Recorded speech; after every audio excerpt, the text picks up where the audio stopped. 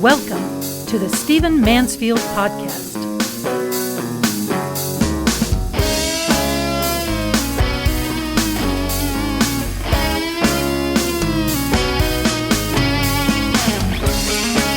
Welcome to the Stephen Mansfield Podcast. Wonderful to have you with me. Let's get right to it. We have an unbelievably dangerous situation happening in the Ukraine. It might very well lead to war in Europe. It might very well lead to the United States getting involved in a war in Europe for the first time in a long time. How's that for an introduction? But it's true.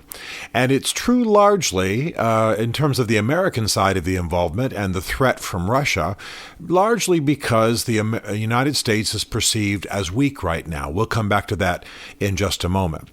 The Russian Union has long wanted to get its hooks in the Ukraine. During the Soviet days, the Ukraine was the breadbasket of the Soviet Union. It's rich in agriculture, rich in natural resources. It has tremendous gas, petroleum. It has other mining sorts of resources. It is an amazing place. It also had, by the way, 70% of the Soviet Union's Pentecostals. So there was something different about the Ukraine. It had resources. It had people who were exceptional. It had people who broke ranks, so to speak. It was a wonderful, rich region. I've traveled in the Ukraine, and the people are amazing. Obviously, many of them are bilingual, having come from the Soviet Union. Many of them speak Russian. And so it's a desirable country. It's a country that we want to have, that Russia wants to have a connection to, wants to control, wants to dominate. Other nations want to do business in the Ukraine. In fact, this is a lot of the reason for the scandal with Joe Biden and his son, that there were scandals in the Ukraine and there were illicit business deals and so on. Why in the Ukraine of all places? Because it's a country that's rich, because it's a country that's large. Look at it on a map, because it's a country that has a lot to offer. It's also geopolitically, geostrategically located. If you control the Ukraine, you have access to ports, you have access to other nations, and so it's something that nations have tended to want. Historically, the Ukraine has been a very desirable place. It's also, by the way, for those of you interested in religious history, it's also where Orthodoxy, Christianity was introduced into Russia. The land of Rus sent emissaries to Istanbul. What is now Istanbul was back then Constantinople. They went to a worship service at Hagia Sophia, the Church of Holy Wisdom that is now, by the way, a mosque in Istanbul today. And when they at that time, it was a Christian church, and they saw worship that was so glorious. When they returned to the land of Rus and reported to their ruler, these emissaries, they said, "We didn't know if we were in heaven or on earth." And so the land of Rus accepted Christianity, Orthodox Christianity. That then permeated all of Russia and, of course, has led to the Orthodox Church that we know of today. So it's unbelievably strategic, Ukraine is. It's unbelievably rich. It's unbelievably fraught with powerful heritage and implications for the entire region. It's just desirable. And, of course, Vladimir Putin, though he's many things we wouldn't admire, he's a very good strategist. He's very aware of this history. He's very aware of the region. He wants to restore the Russian Union. He considers and has said publicly that the collapse of the Soviet Union was one of the great disasters of the 20th century. And so he wants to restore Russian fortunes. And the Ukraine is one of the ways to do it. The Ukrainian military could not possibly, without outside help, resist a Russian incursion. And the Russians, of course, have wanted the Ukraine for a long, long time. Now, what's happening now, and you may have seen this in the news, is that the Russians are generating a false flag operation. This phrase has been around since the 1600s. It basically means a setup. It basically means when a country, in the context of foreign policy, when a country, let's say, engineers an attack on itself, and then blames it on another country with which it wishes to go to war. It's a setup. It's a false statement. It's a false claim. A false flag would be, for example, you put some Russians in the Ukraine. This is exactly true, by the way. They then protest and try and claim that they're being persecuted by the government of the Ukraine.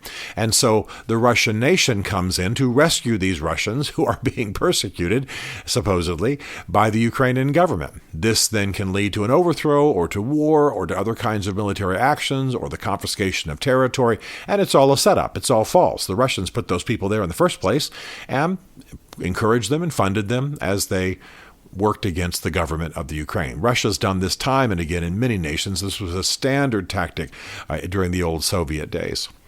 All of this, though, is happening not so much because of changing conditions in the Ukraine, but because during the Biden administration, and I'm not trying to simply play politics here, during the Biden administration, the U.S. has taken serious hits in its credibility, most of that having to do with Afghanistan.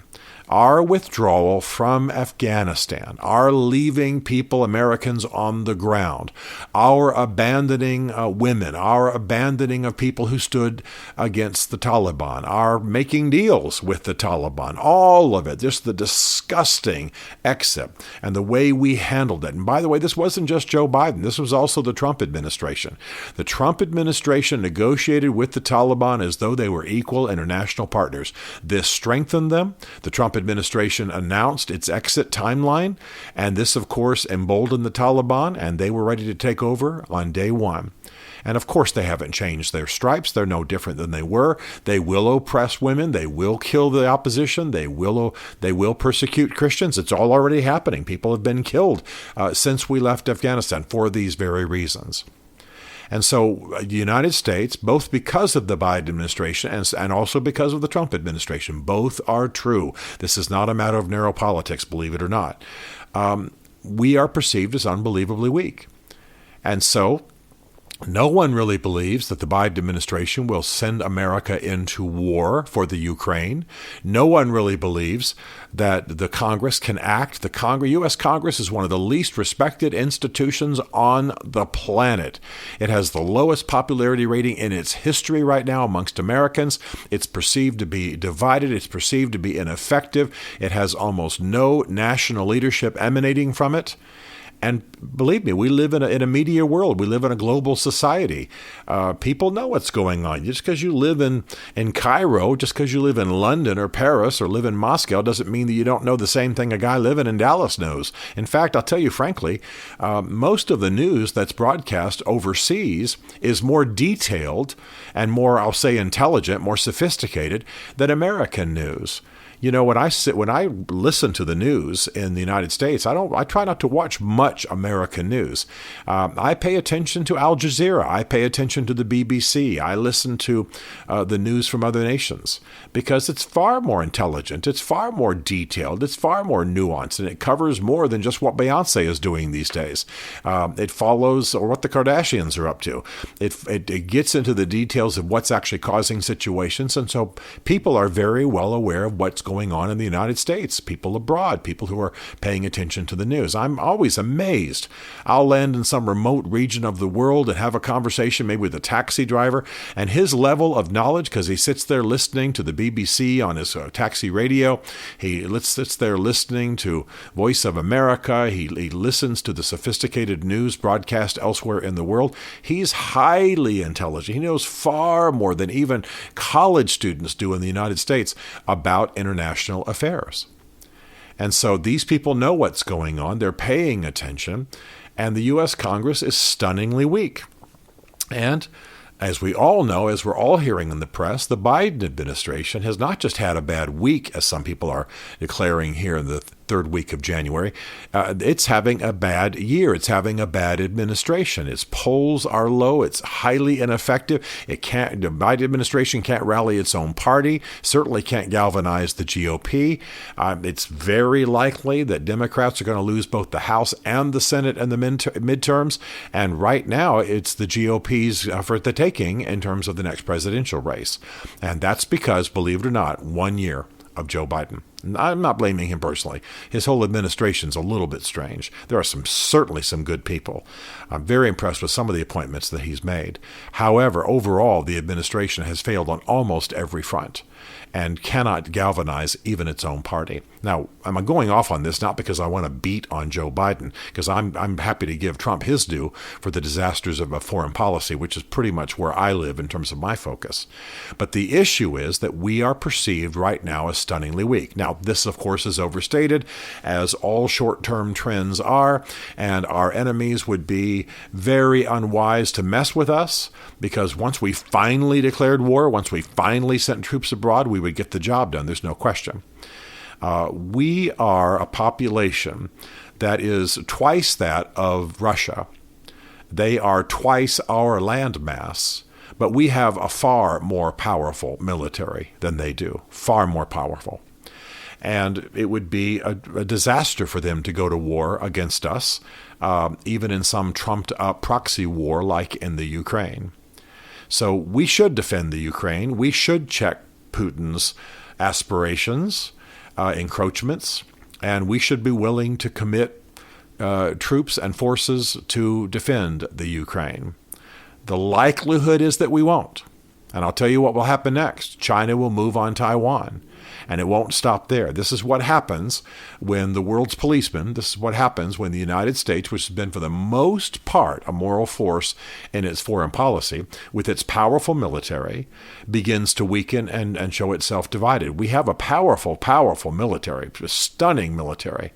However, it is submitted to political forces. And we are a political joke right now in the world. January 6th harmed us horribly. Left and right won't talk to each other. Factions within the two parties aren't talking to each other. It's very likely both the Democratic Party and the Republican Party will divide before the next presidential election, 2024. We're a country in trouble, as I've said recently in podcast. And by the way, what's funny about this broadcast is that I'm fairly optimistic about the future of America. We're just in a mess right now. All of this to say, bringing it back to our point, that right now Russia is engaged in false flag operations in the Ukraine. It's trumping up reasons to move its forces in. It's positioning troops. It's positioning material. It's flying planes into regions that it doesn't have the legal right to within the Ukraine. This is what big nations do when they're trying to intimidate and announce their intentions to dominate. And that's what's going to happen. So unless we are decisive, unless Joe Biden actually makes sense in a speech, unless we get unified, unless Congress gets it together and speaks with one voice, at least in its majority, then we are going to see Russia move on the Ukraine. And this will be the first major statement since the fall of the Soviet Union that Russia intends to rebuild its empire and that it's daring and damning the West to do it. This is a critical issue. I'm sorry to be negative in this podcast, but you know what? We brought it about by being weak and divided, which means that if we are strong and unified and principled, I will say, we can resist these things. We are stronger than China. We are stronger than Russia. There's no question about it. We just have to have the character, the will, the higher moral cause, and the unity to get the job done. It's time. It's time for us to realize the peril that we're in and what we're about to subject the world to because of our folly. Let's fix it. Stephen Mansfield is a New York Times best-selling author, a popular speaker, and a frequent faith and culture commentator on Fox and CNN. His groundbreaking books on faith and society include The Faith of George W. Bush, The Search for God in Guinness, Mansfield's Book of Manly Men, and Lincoln's Battle with God. Learn more at stephenmansfield.tv.